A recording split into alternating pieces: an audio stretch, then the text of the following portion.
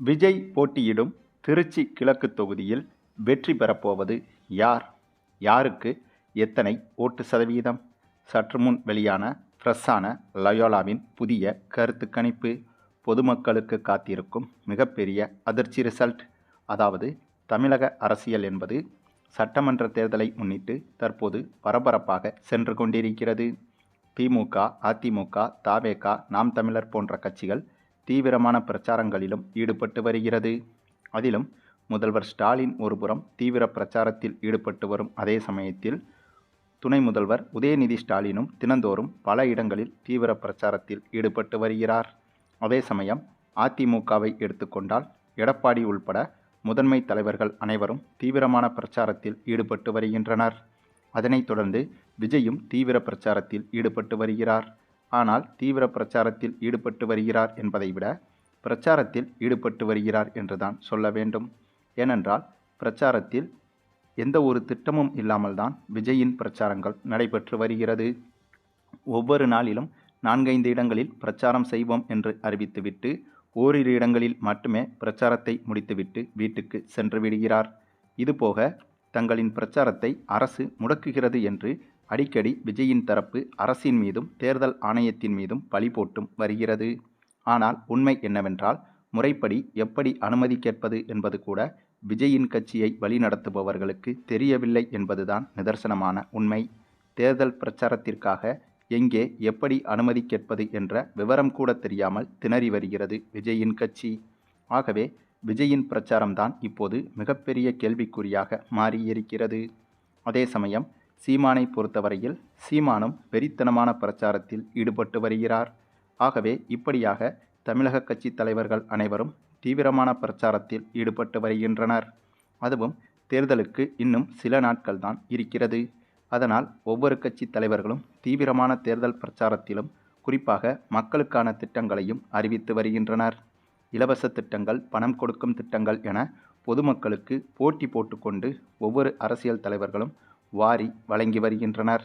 மேலும் இப்படியாக தமிழக அரசியல் தலைவர்கள் அனைவரும் சட்டமன்ற தேர்தலை நோக்கி தீவிரமாக செயல்பட்டு வரும் இதே நேரத்தில் முக்கிய அரசியல் தலைவர்கள் போட்டியிடும் தொகுதிகளில் அவரவர்களின் வெற்றி சதவீதம் எப்படி இருக்கிறது என்பது குறித்தும் பொதுமக்களிடையே இப்போதே ஆர்வம் தொற்றிக்கொண்டது.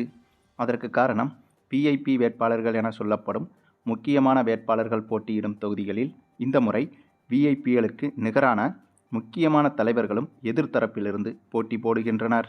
ஆகவேதான் இப்போது விஐபி தொகுதிகளில் யார் யார் வெற்றி பெறுவார்கள் என்ற எதிர்பார்ப்பு மக்களிடையே அதிகரித்து வருகிறது. அதே சமயம் மற்ற விஐபிகளை விட இந்த முறை விஜய் நிற்கும் தொகுதியில் விஜய் வெற்றி பெறுவாரா என்ற மிகப்பெரிய கேள்விகள் எழுந்துள்ளது. இதுதான் பொதுமக்களிடையே மிகவும் ஆவலாகவும் இருந்து வருகிறது. அதற்கு காரணம் முதல்வர் ஸ்டாலினை பொறுத்தவரையில் அவர் நிற்கும் தொகுதியில் எளிதாக வெற்றி பெற்று விடுவார்.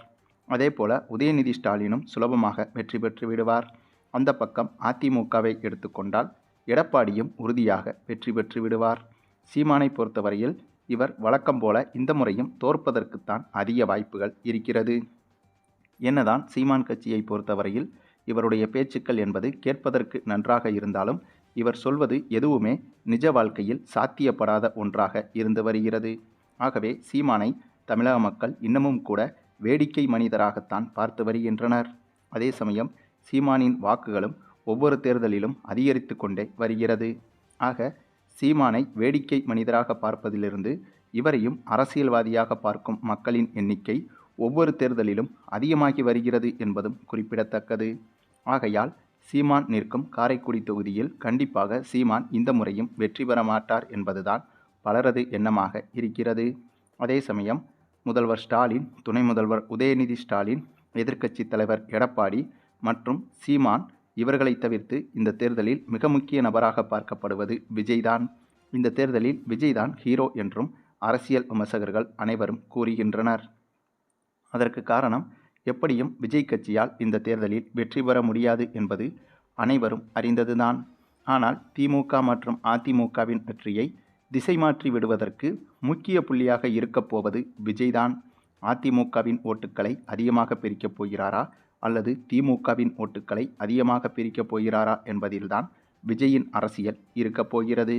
அதனால்தான் இந்த தேர்தலின் திருப்பு முனையான கட்சி என்றால் அது விஜயின் கட்சிதான். அதே சமயம் விஜய் நிற்கும் தொகுதியில் விஜய் வெற்றி பெறுவாரா அல்லது வேறு எந்த கட்சி வெற்றி பெறும் என்றும், அப்படி வெற்றி பெற்றாலும் தோல்வியடைந்தாலும் எந்தெந்த கட்சிகள் எத்தனை சதவீதம் வாக்குகளை விஜய் தொகுதியில் பெறும் என்ற அந்த ஒரு கேள்விகளும் பலருக்கும் இருந்து வந்தது. அதற்கு இப்போதே பதில் சொல்லும் விதமாக தற்போது கருத்து கணிப்புகள் பலதும் வெளியாகி கொண்டிருக்கிறது. அந்த வரிசையில் கருத்து கணிப்பில் பிரபலமாக இருக்கும் லயோலா நடத்திய கருத்து கணிப்பு ஒன்று தற்போது புதிதாக வெளியாகியிருக்கிறது. அத்தகைய கருத்து கணிப்புகளின்படி பார்த்தால் விஜய் நிற்கும் தொகுதியில், அதாவது விஜய் நிற்கும் திருச்சி கிழக்கு தொகுதியில் விஜயால் அவ்வளவு எளிதாக வெற்றி பெற முடியாது என்றும் முடிவுகள் வந்துள்ளது. விஜய்க்கு இணையாக திமுகவும் திருச்சி கிழக்கில் சரியான போட்டியாக இருக்கும் என்று தெரிகிறது.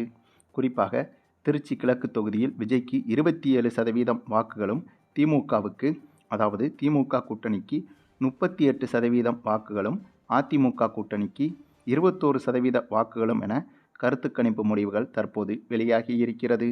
ஆகவே இதை வைத்து பார்க்கும்போது திருச்சி கிழக்கில் விஜய் வெற்றி பெறுவதற்கு வாய்ப்புகள் என்பது குறைவுதான். அதே சமயம் திமுக வெற்றி பெறுவதற்கும் வாய்ப்புகள் இருக்கிறது. ஆனால் பிராக்டிக்கலாக பார்த்தால் அந்தந்த தொகுதியில் பணம் பட்டுவாடா எந்தளவுக்கு எந்தெந்த கட்சிகளால் கொடுக்கப்படுகிறதோ அந்த கட்சிகள் வெற்றி பெறுவதற்கே அதிக வாய்ப்புகள் தென்படுகிறது. அப்படி பார்த்தால் திருச்சி கிழக்கில் ஆளும் கட்சி வெற்றி பெறுவதற்கே அதிக வாய்ப்புகள் இருப்பதாகவும் தெரிகிறது. ஏனென்றால் ஆளும் கட்சியை தவிர்த்து மற்ற கட்சிகளால் அந்தளவுக்கு பணம் பட்டுவாடாவை பெரிதாக செயல்படுத்த முடியாது என்பதும் பலரும் அறிந்ததுதான். ஆகையால் பணம் பட்டுவாடாதான் திருச்சி கிழக்கிலும் யார் வெற்றி பெறுவார் என்பதை உறுதி செய்யும். ஏனென்றால் ஏற்கனவே பெரம்பூர் தொகுதியின் கருத்து கணிப்புகளின் முடிவுகளிலும் இதே போன்ற தகவல்கள் தான் சொல்லப்பட்டது. ஆக அதே போன்ற முடிவுதான் திருச்சி கிழக்குக்கும் என்பதுதான் நிதர்சனமான உண்மை. அதுவும் ஏற்கனவே பணம் பட்டுவாடாவுக்கு முன்பே இப்போதே திமுக விஜயை விட அதிக வாக்குகள் வித்தியாசத்தில் திருச்சி கிழக்கில் இருக்கிறது. ஆக விஜய் வெற்றி பெறுவது என்பது அவ்வளவு எளிதான காரியமும் கிடையாது. சரி, இந்தளவுக்கு விஜய் திருச்சி கிழக்கு தொகுதியில் உறுதியில்லாத வெற்றிக்கு செல்லக்கூடிய காரணங்கள் என்ன என்று பார்த்தால் விஜய் எடுத்த முக்கிய முடிவுகள்தான். விஜயை பொறுத்தவரையில் ஏதேனும் ஒரு தொகுதியில் போட்டியிடுவதாக அறிவித்திருந்தால் கண்டிப்பாக விஜய் வெற்றி பெற்றிருக்கலாம். ஆனால் தோற்றுவிடுவோமோ என்ற பயத்தோடு 2 தொகுதிகளில் விஜய் போட்டியிடுவதாக அறிவித்ததுதான் விஜய்க்கு எதிராக திரும்பியிருக்கிறது. திருச்சி கிழக்கு மற்றும் பெரம்பூர் உள்ளிட்ட 2 தொகுதிகளில் விஜய் போட்டியிடுகிறார். ஆகவே இப்படியாக 2 தொகுதிகளிலும் விஜய் போட்டியிடும் போது 2 தொகுதி மக்களும் முழு ஈடுபாட்டோடு விஜய்க்கு வாக்களிக்க மாட்டார்கள். அதற்கு காரணம் 2 தொகுதிகளில் வெற்றி பெற்றாலும் கூட ஒரு தொகுதியில் ராஜினாமா செய்துவிட்டு அங்கே மீண்டும் இடைத்தேர்தல் நடத்தக்கூடும். ஆகவே அதை மனதில் வைத்துதான் கண்டிப்பாக விஜய்க்கு 2 தொகுதி மக்களுமே முழு ஒத்துழைப்போடு வாக்களிப்பார்களா என்பது கேள்விக்குறியாக மாறியிருக்கிறது. ஆக மொத்தம் விஜய் நிற்கும் தொகுதியிலேயே விஜய் வெற்றி பெறுவது இந்தளவுக்கு இழுபறியாக இருக்கும் பட்சத்தில் ஒட்டுமொத்தமாக விஜயின் கட்சி தமிழகம் முழுக்க 234 தொகுதிகளிலும் நிற்கும்போது எந்தளவுக்கு வாக்குகளை பெறப்போகிறது என்பதுதான் இன்னும் வேடிக்கையாக இருக்கப் போகிறது. அதுவும் முதல் தேர்தலிலேயே விஜய்க்கு மிகப்பெரிய மரண அடி விழப்போகிறது என்பது மட்டும் இந்த கருத்து கணிப்புகளின் மூலம் தெள்ளத் தெளிவாக தெரிகிறது.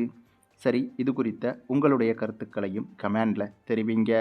மேலும் இந்த வீடியோ பிடிச்சிருந்தா லைக் பண்ணுங்கள், மற்ற அனைவருக்கும் ஷேர் பண்ணுங்கள், மறக்காமல் நம்ம சேனலை சப்ஸ்கிரைப் பண்ணுங்கள்.